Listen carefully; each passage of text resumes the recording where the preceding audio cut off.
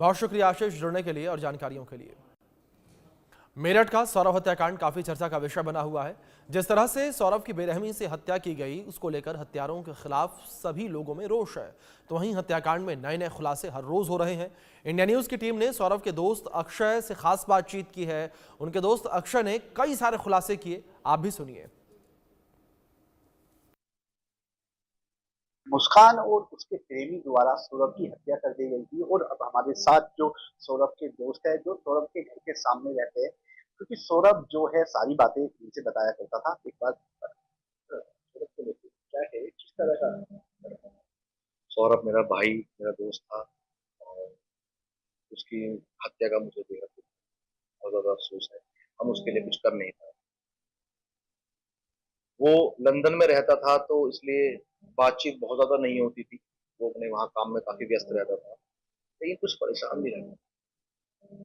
अब इस परेशानी को ना वो अपने घर पे कह सकता था क्योंकि उसको प्रेम विवाह किया। वो किससे कह सकता, वो किसी से नहीं कह सकता था। वो अपनी दुख दर्द समस्या को अपने अंदर ही रखते और वो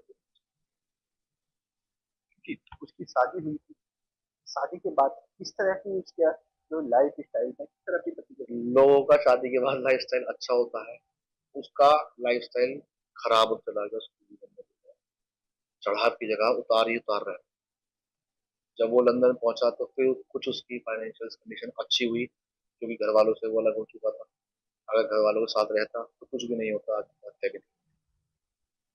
वो लंदन चला गया, उसकी फाइनेंशियल अच्छी हो गई तो कुछ वो उभर गया, लेकिन उससे पहले उसने बहुत समस्या का सामना किया जब उसकी मुस्कान की शादी।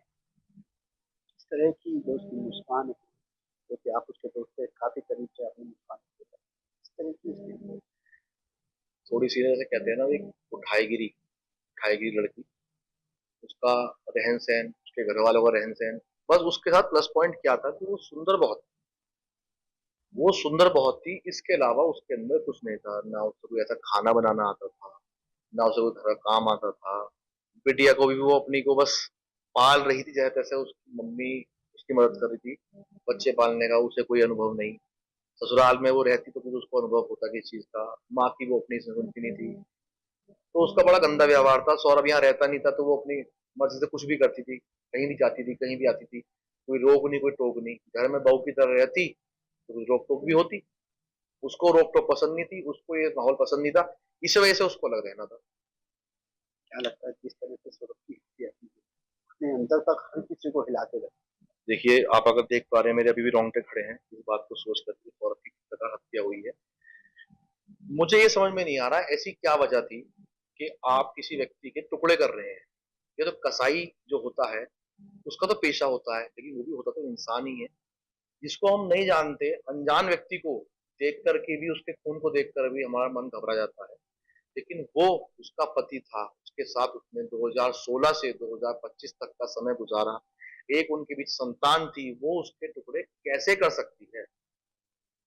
वो उसके टुकड़े कैसे कर सकती है? उसने करा है तो इसके पीछे कारण क्या है? मुझे समझ में नहीं आ रहा कि ये क्या कारण है।